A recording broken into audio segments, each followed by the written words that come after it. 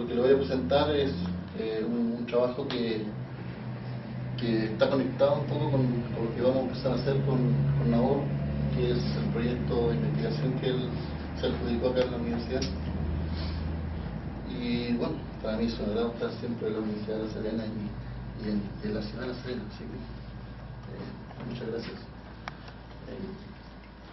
Este trabajo, ¿no es cierto?,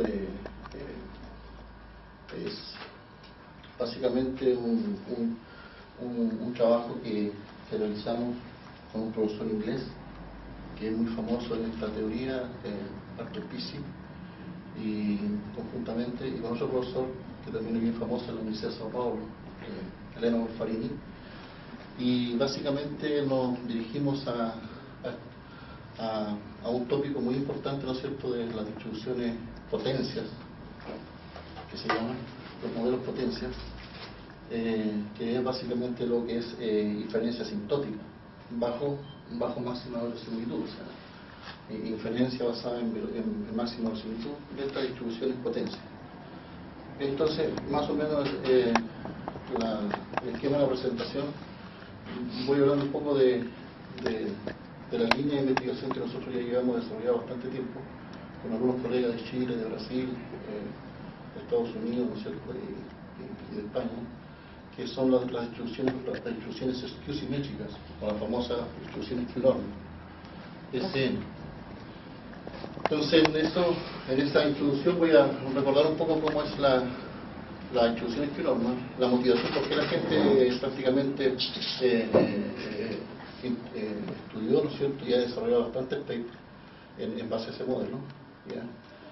Y también las ventajas, bueno, las desventajas que tiene este modelo, y de ahí, en base a esas desventajas, nosotros planteamos, ¿no es cierto?, estudiar distribuciones potencias, que es justamente el tópico principal del trabajo. Y ahí vamos a hablar de la distribución, ¿no es cierto?, de potencia generada por la normal, que vamos a llamar potencia normal. Vamos a visitar un caso general que es bastante interesante, porque comparándola con el caso general de la skew-normal, que es distinta, ¿no es cierto?, hay cosas que no se cumplen y acá se cumplen, y son bastante importantes, ¿no es cierto?, en el desarrollo de la inferencia. Y de ahí vamos a pasar al caso particular de la distribución gaussiana generalizada de Donald, que es un caso particular de esta familia de potencia, y vamos a investigar su machine información de Fisher, que es básicamente muy importante para poder hacer inferencia asintótica. Vamos a mostrar una ilustración, vamos a hablar del trabajo futuro, vamos a dar unas conclusiones y vamos a dar la referencia de este artículo, de este trabajo que estoy presentando. Ok, primero, ¿no es cierto?, la introducción, vamos a decir, ¿no es cierto?, que una variable aleatoria, x que está ahí, la variable x que está ahí, tiene una distribución skew-normal, con parámetros de asimetría lambda. Si esa variable aleatoria tiene una densidad, ¿no es cierto?, la forma de la densidad es la que está acá entera, ¿ya? El 2, ¿no es cierto?, dividido por esta parte. Y esa phi que está ahí es la densidad de la normal estándar. Esa phi es la expresión de la distribución normal estándar. Y la phi gordita que está ahí, la negrita, como un profesor de la Universidad de Cama le dice la flaca y la gorda, en David Land. Entonces, esta phi gordita, ¿no es cierto?, es la acumulada, la distribución acumulada de la densidad normal estándar. ¿Okay? Entonces, esta densidad, uno de los primeros que la hizo famoso, así en el sentido de estudiarla de frente como distribución de probabilidad, fue Adelcio Salini en el año 1985, ¿ya? Y prácticamente el padre de toda esta línea, ¿ya? Entonces, el parámetro, ¿no es cierto?, tiene este modelo tiene tres parámetros, ¿ya? Tiene parámetros sí, ¿no es cierto?, que es localización, eta y lambda. Localización, escala, y el parámetro lambda es asimetría, y lambda vive en todos los reales, ¿ya? El otro vive en los reales positivos. Y obviamente el soporte del modelo, el X, está en todos los reales. Por lo tanto, esta cosa lo que hace en el fondo es quebrar la simetría de la normal, ¿ya? ¿Por qué nace este modelo? ¿Cuál es la motivación? La motivación es básicamente que cuando uno toma datos, nosotros los estadísticos, si no tenemos datos no hacemos nada, o sea, estamos medio fritos ahí, ¿no? Tenemos que tener datos para hacer algo. Por lo tanto, cuando uno toma datos, es muy difícil que uno tome datos, ¿ya? Y los datos sean simétricos. Es muy difícil eso. Entonces, por muchos años, por ejemplo, supongamos que uno tomaba datos y se hacía de variable aleatoria continua, estaba midiendo algo, y supongamos hacía un histograma, y a lo mejor el histograma era de esta forma, supongamos, y uno, esos datos observaban, ¿cierto?, que eran asimétricos, ¿ya? Para aplicarle todos estos modelos, ¿ya?, simétricos que existen tanto en la literatura clásica como bayesiana, la gente lo que hace es transformar los datos, ¿ya? Hace una transformación acá, una transformación, y al final esos datos, básicamente, ¿no es cierto?, por ejemplo, son simétricos, transforma datos simétricos.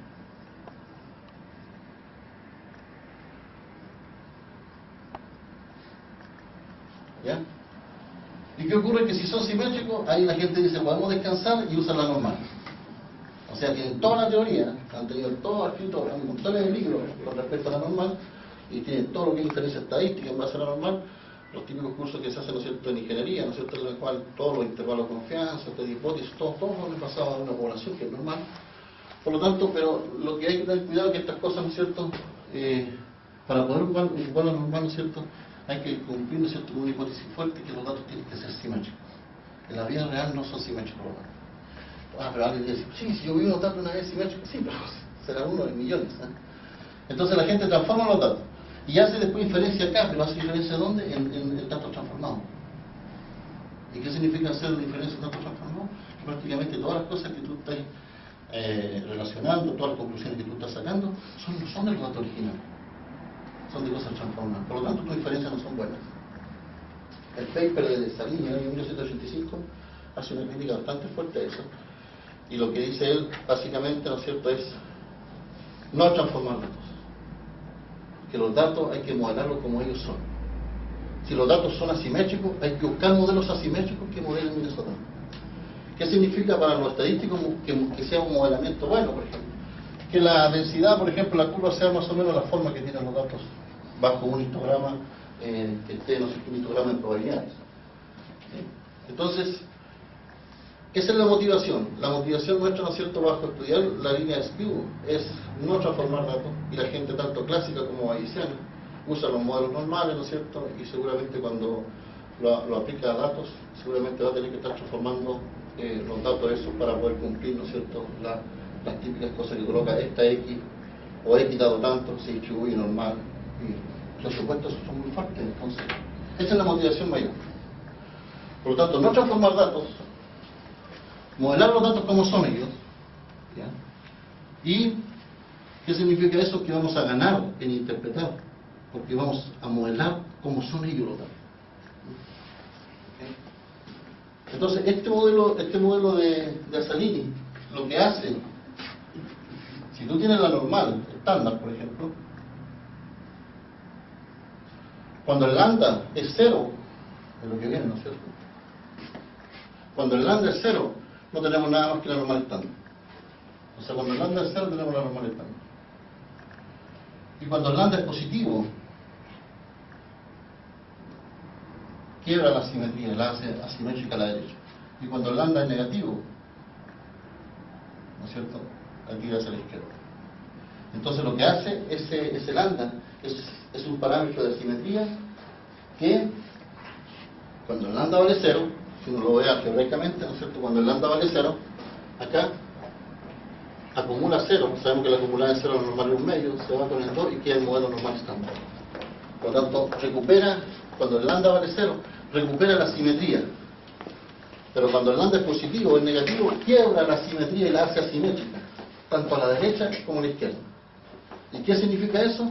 Que construye un modelo más flexible, de tal forma de que podemos modelar situaciones de ese tipo, sin transformar datos.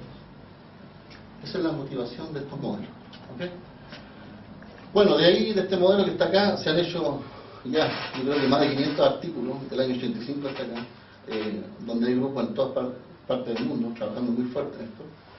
Y bueno, sabemos que todavía en la práctica hay mucha gente que todavía le rinde culto a la normal y va a seguir usando la normal por mucho tiempo.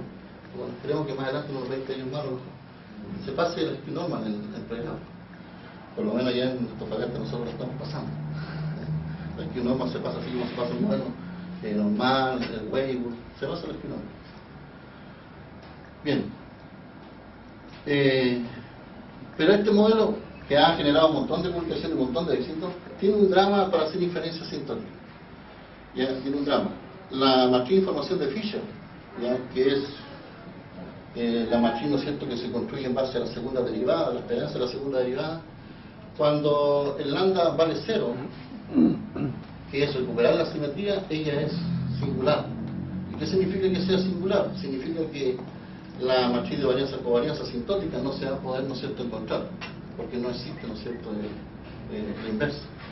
Entonces, hay un resultado asintótico en estadística que uno dice que Pitagoro, ¿no es cierto?, se va a distribuir asintóticamente a la distribución normal, media θ, y varianza 1 partido por n veces la información de Fisher. Entonces, esta tiene problemas. O sea, si esta no es invertible, ya estamos con graves problemas. Y este modelo tiene ese drama cuando el lambda vale 0. Y es un problema grave porque cuando uno quiere hacer test de hipótesis, ver si los datos son simétricos o no son simétricos, justamente la hipótesis nula, ahí tenemos drama fuerte porque vamos a tener resultados que no son coherentes. Ahora, ese problema se solucionó parcialmente en el año 97, en el nivel univariado, ¿no es cierto?, con Mónica Schoner, donde Mónica Schoner hizo un trabajo insinuado por Salini en el año 85, diciendo que si uno hace una reparametrización central, prácticamente la matriz de información es no singular. ¿Ya? Pero la crítica que uno tiene es que hay que hacer una reparametrización del modelo que hasta el momento todavía se discute que realmente es una reparametrización o es una reescalación o es otro modelo. Bueno, el problema se solucionó, pero no con el modelo directo. El modelo directo tiene el problema, sigue teniendo el problema ese. ¿Ya? Entonces, ¿qué problemas tiene consecuencias de eso? Que la información de Fisher, ¿no es cierto?, no sea singular en el lambda cuando recupera la simetría. Tiene problemas, por ejemplo, que cuando uno encuentra los estimadores de máxima verosimilitud, para el lambda, por ejemplo, a veces no es único. Normalmente tiene problemas, ¿no es cierto?, con la unicidad, ¿no es cierto?, del estimador de máxima verosimilitud. En el caso multivariado, también tiene problemas y ya lo solucionaron haciendo el mismo trabajo de reparametrización centrada, el mismo Asalini y un profesor de la Católica que es Reinaldo Arias. Bueno, la SQ normal prácticamente se ha trabajado bastante desde el año 1985, 1986 con el propio Asalini, que fue el que la introdujo, ¿no es cierto?, en el mundo de la estadística. Gense, en el año 86, introdujo lo que es la representación estocástica. ¿Qué es lo que es la representación estocástica de un modelo? Es cómo se genera el modelo, en base a variables aleatorias. O es como lo que uno ve, ¿no es cierto?, en un curso de probabilidad que le llama transformación de variables aleatorias.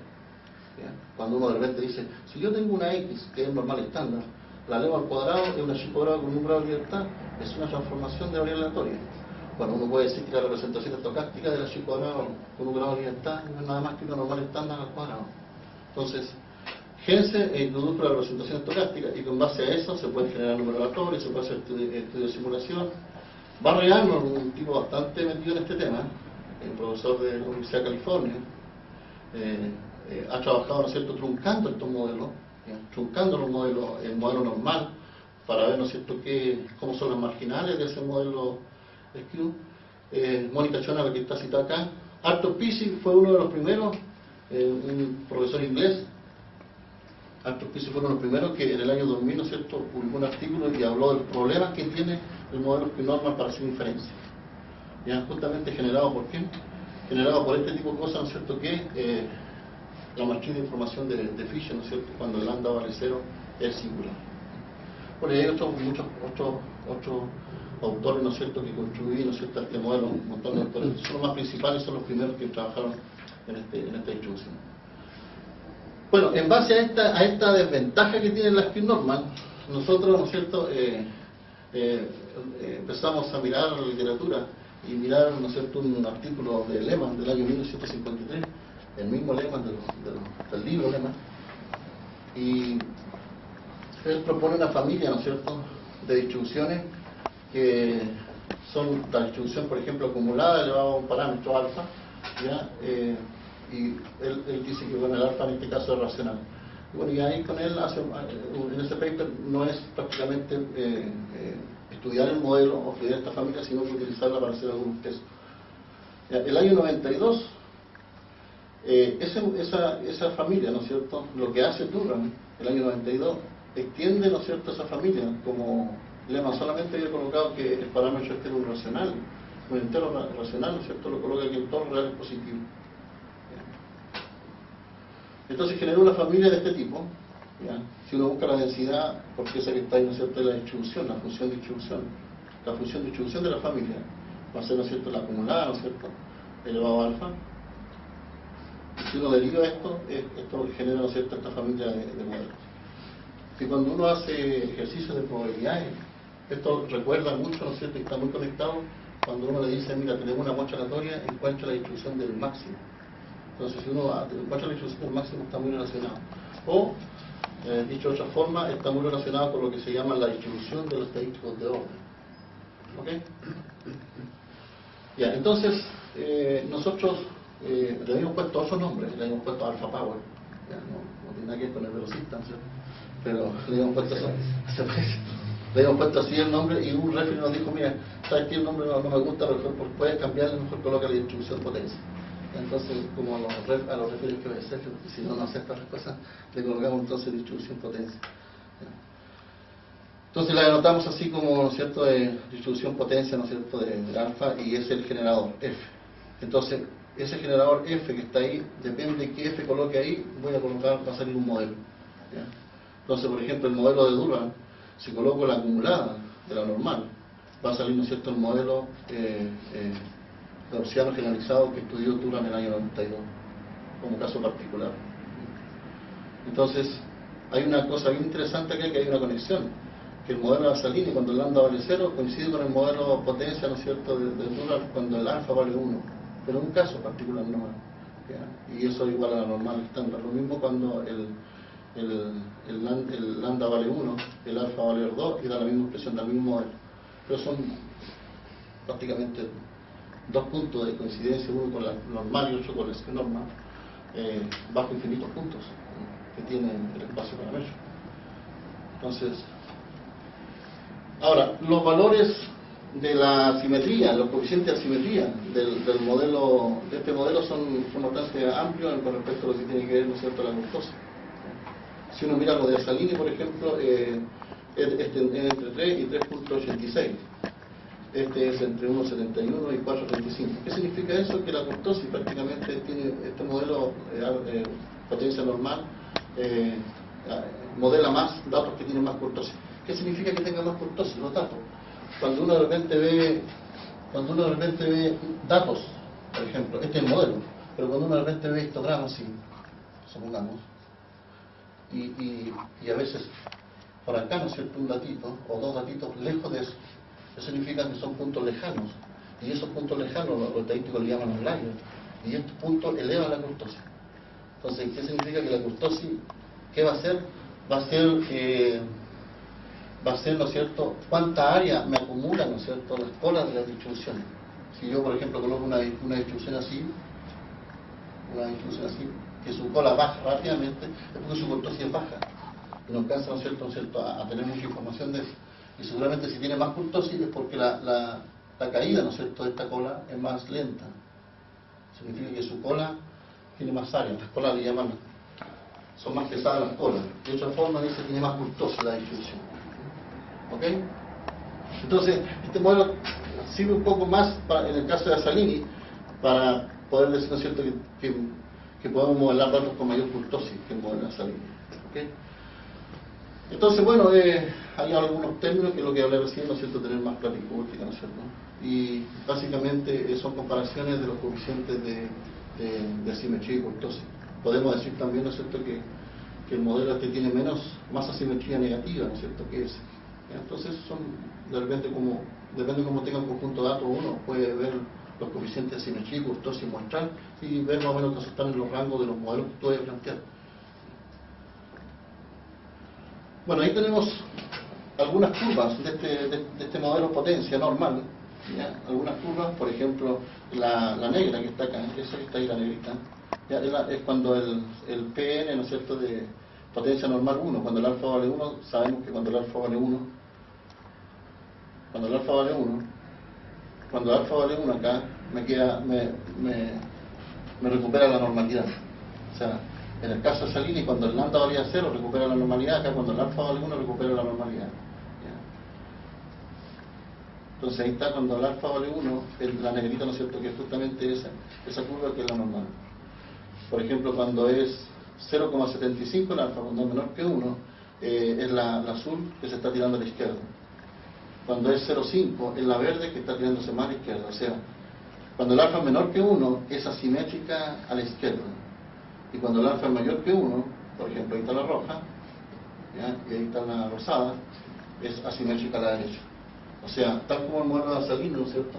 Cuando el lambda es mayor que 0, la hace positiva, ¿no es cierto?, asimétrica a la derecha, la hace asimétrica a la izquierda, si el lambda es negativo. Aquí pasa lo mismo con el alfa, pero cuando es mayor que 1 y cuando es menor que 1. Cuando es 1 recupera, ¿no es cierto?, el modelo normal.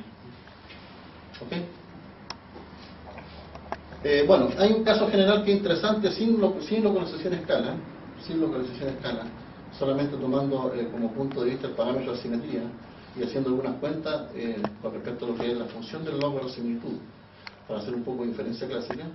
Uno encuentra, por ejemplo, que la primera derivada, eso que está ahí, si uno busca punto crítico, uno lo que hace acá, esto se llama la función de verosimilitud, que el objetivo de los estadísticos clásicos, ¿no es cierto?, es encontrar el estimador de máxima verosimilitud, que es el estimador que maximiza esa función y que hace, ¿no es cierto?, de encontrar un estimador del parámetro lambda que sea bastante bueno. ¿Ya? Por ejemplo, este estimador para alfa, este estimador para alfa es igual a menos n dividido por la suma de los logaritmos de todas esas funciones de distribución, depende de la que tú coloques, en general. ¿Ya? Es interesante, ¿por qué? Porque si uno ve el artículo, el estudio que uno hace, por ejemplo, la TZ que está ahí, que es justamente el denominador, es el estadístico suficiente del modelo. Además es completo. ¿Y qué significa eso? Que un estimador de máxima verosimilitud, ¿no es cierto?, sabemos que siempre está en función de un estadístico suficiente. Y que eso es bueno, eso es muy bueno, porque el estadístico suficiente básicamente es aquel que captura casi toda la información de la muestra con respecto al parámetro que vive la población. ¿Okay? Entonces, ¿qué importancia tiene esto? Que en el modelo de Salini, el estadístico suficiente, todavía la gente anda buscando el estadístico suficiente, para el caso de que no hay de localización escala. Nadie puede decir lo tiene, o tiene, porque a lo mejor nadie ha encontrado, ¿no es cierto?, las cosas matemáticas, ¿no es cierto?, para poder encontrarlo. ¿Ok? Entonces, la varianza asintótica es explícita, ¿ya? La varianza asintótica del estimador de máxima verosimilitud de alfa gorro es alfa cuadrado dividido por n. O sea, en el caso particular de esta familia general, sin localización escala, podemos decir, ¿no es cierto?, que la inferencia es muy sencilla y es para toda la familia. Y eso es importante porque cualquier modelo va a ser lo mismo, muy general. Cuando ya uno le coloca localización escala, se pone turbio la cosa y se pone en el sentido de encontrar explícitamente los estimadores de máxima verosimilitud, y uno tiene que recurrir a cosas numéricas, ¿no? Por ejemplo, ahí tenemos el modelo con localización escala, donde este, ¿no es cierto?, es el parámetro de localización, este es la escala y este es el parámetro de asimetría. Y ya sabemos que cuando vale 1 vamos a recuperar la normal estándar. ¿Ok? Entonces, Duro en el año 92 estudió los momentos los momentos, los estimadores de momentos, ¿no es cierto?, de este modelo. Gupta en el año 2008 estudió los estimadores de máxima verosimilitud, calculando, ¿no es cierto?, lo que son las ecuaciones de score y todo eso, publicado en el año 2008. Entonces, nosotros nuestro interés, como Gupta había trabajado ya en este modelo, nuestro interés es saber si este modelo tenía el mismo problema del de Salini. Ese era el principal motivo de este trabajo, ver si este modelo tenía el mismo problema de Salini. ¿Cuál? Si la matriz de información de Fisher era singular, el problema que tenía el modelo de Salini. Entonces, porque solamente Gupta lo que calculó fueron las ecuaciones de score, estimador de máxima verosimilitud, pero no hizo inferencia asintótica. Entonces de ahí empezamos nosotros a calcular la máxima información de Fisher, que es la que está ahí, con todas esas salidas, esos A1, asterisco, todo eso que están ahí, son valores numéricos que se pueden calcular usando cualquier software matemático, ¿no es cierto? Nosotros normalmente los estadísticos usamos software R, ¿ya? Con la función integrante, por ejemplo, se calculan toda esta esperanza sin ningún problema, ¿ya? Y ahí está, ¿no es cierto?, está calculada la máxima información de Fisher, y ahí está calculada, ¿no es cierto?, cuando el alfa, perdón, vale 1. Cuando alfa vale 1, calculamos su determinante y observamos prácticamente que ella es no singular. ¿Ya? Y eso, si no, nosotros sabemos que si nos daba eso, no iban a aceptar el artículo, porque eso ya era bastante importante. Porque en el fondo le estamos diciendo a la gente, mira, si tienes el modelo Salini que tiene problemas para hacer inferencia asintótica, nosotros acá te estamos mostrando un nuevo modelo que no tiene esa falla, ¿ya? Y por lo tanto es más adecuado para hacer todas las cosas, para hacer todo lo que es asintótico, no hay que tener ningún problema. Entonces, cuando llegamos a eso, realmente observamos que nuestro trabajo podría publicarse, ¿no es cierto? Y indicar, ¿no es cierto?, que este modelo no tiene ese drama que tiene el modelo Salini en el año 85. Sí, obviamente teníamos miedo que le llegara el artículo a Salini. Pero no, si le llegara igual no hay problema. Entonces, para ver algunas cosas, por ejemplo, comparándola, tomamos los datos de Polley que están en esa página, ¿no es cierto?, en esa dirección, son más o menos 3.848 observaciones, y lo que hicimos fue ajustar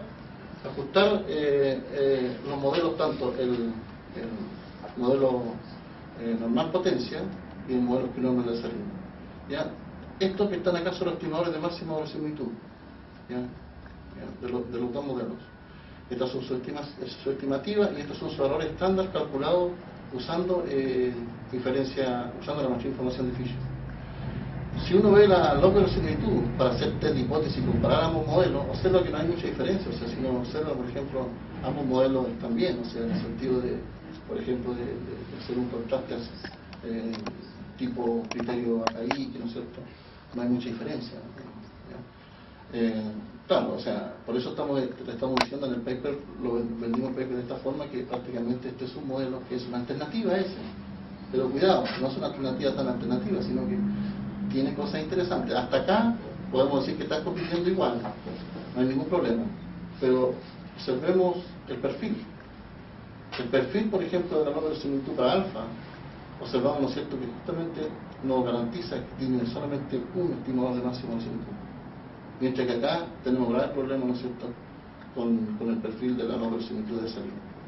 Entonces esto te hace dudar cuando vayas a usar un modelo para hacer modelamiento. Si tiene problemas, ¿no es cierto?, de unicidad, los estimadores de máxima verosimilitud, ya la gente puede decir, bueno, esta es una alternativa, no tan alternativa, sino que bastante fuerte. ¿Ok? Bien. Esa fue la motivación del trabajo. Ahora, con Olivares y Barry Arnold, el profesor Barry Arnold, nosotros hicimos un trabajo que fue obviamente con la familia de Salini, y el objetivo de ese trabajo, que va a salir publicado este año en la revista alemana, el objetivo es truncar esa familia equinormal, truncarla en C. ¿Cuál es el objetivo de hacer truncamiento? Barry Arnold es uno de los tipos a nivel mundial, ¿no es cierto?, que más trabajado en truncamiento. Tiene libros de truncamiento, ¿no? Libro bastante bueno. Entonces, ¿cuál es el objetivo de truncar este modelo de Salini? Porque si nosotros pensamos la normal, hay mucha gente que ha truncado la normal y encuentra, por ejemplo, truncarla positivamente, cuando por ejemplo el C vale 0. Si uno trunca la normal, encuentra un modelo que es un modelo half normal. Y ese modelo half normal está siendo bastante famoso en lo que es modelo de confiabilidad, modelo de sobrevivencia. Lo estamos usando un montón en ingeniería. Por lo tanto, truncar parece simpático. O sea, si se trunca la normal, que es simétrica, aparece un modelo que es el half normal. Nosotros nos preguntamos si truncamos la skew-normal, y no solamente el C, sino que en una truncación C. ¿Cuál es el objetivo? Generar modelos de confiabilidad o de sobrevivencia, porque como dice modelo de confiabilidad, ¿qué son? Los modelos de confiabilidad de sobrevivencia son los mismos, son modelos con soporte positivo. Solamente se llama de confiabilidad cuando tú lo utilizas en la ingeniería, para tiempos de falla, ese tipo de cosas. Y se va a llamar de sobrevivencia cuando tú lo utilizas con datos de medicina, por ejemplo. Ya datos de cuánto va a durar una persona que ha sido operada, no sé, o un grupo de personas. Entonces, encontramos varios modelos, y lo interesante acá, espero si quieren leerlo, está aceptado ya, y vimos el caso cuando el C vale 0, ¿ya? Pero encontramos una falla. Pero no la encontramos, no la colocamos en el artículo, sabemos cuál es la falla. No, seguramente nos van a decir, bueno, Refi no lo dijo porque lo dejamos para una segunda etapa. Bueno, la mayor información de Fisher de los modelos truncados es también singular. O sea, hereda lo que hereda la mamá, que es la skew normal. ¿Ya? Entonces, uno encuentra qué cosa. Si con la normal, que es simétrica, encontramos la hard normal, con la skew normal vamos a encontrar una extensión de la hard normal. Y por lo tanto, ese modelo va a ser más flexible que la hard normal. ¿Y qué implica eso? Que sea más flexible, que voy a tener un modelo que va a ser más apropiado para modelar datos, ya sea de confiabilidad o sobrevivencia, más apropiado en su estructura de forma. ¿Ya? Pero tiene esa fallita. Entonces, bueno, ok, eso es lo que hicimos. ¿Por qué quiero mostrarles? ¿Por qué les mostré eso? ¿Por qué elegí también mostrar este trabajo? Porque con el profesor Castillo, ¿no es cierto?, que ya hace como varios años venía insistiendo en esta idea, de trabajar en esta familia, en esta misma familia, pero si te das cuenta, esta familia de Salini, es normal, y esta es la familia, ¿cuál? La normal potencia. O sea, la idea es truncar la normal potencia, encontrar modelos skew-normal más flexibles que el skew-normal, encontrar modelos hard-normal extendidos, que son más flexibles que los hard-normal, ya, que sirvan para modelar datos de confiabilidad y datos de sobrevivencia, y sospechamos, ya, como la mamá no tiene problema con la información de Fisher, supuestamente estas que están acá no deberían tener problemas, es lo que sospechamos. Eso está por investigar y está justamente en el proyecto DIUS 2012-2014. ¿Ok? Entonces está conectado justamente con ese, este es el paralelo, es el gemelo, el que va a competir con ese modelo en el fondo. ¿Ya?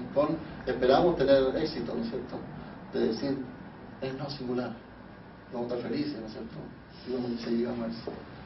Bueno, en este artículo, ¿no es cierto?, presentamos una familia de modelos, ¿no es cierto?, porque solamente vimos el caso normal. Cuando el F era normal, uno puede ver cuando es logístico, cuando es de estudio, cuando es exponencial potencia. O sea, si uno toma un kernel con cualquiera de esos modelos, puede hacer un estudio y puede hacer un artículo sin ningún problema. Y lo puede mandar a una revista, ¿no es cierto?, de probabilidad o de diferencia de estadística aplicada, ¿no? Como por ejemplo estadística eléctrica, por ejemplo. Bueno, los resultados fueron prácticamente análogos a los modelos de Solini, pero la gran diferencia, ¿no es cierto?, está justamente que nuestro modelo, ¿no es cierto?, no tiene problemas de singularidad bajo la normal. ¿Ok? Entonces, la referencia de ese artículo, de este trabajo, está publicado en una revista que es una revista española que se llama TES, y está online, todavía no está, tiene el DOI, pero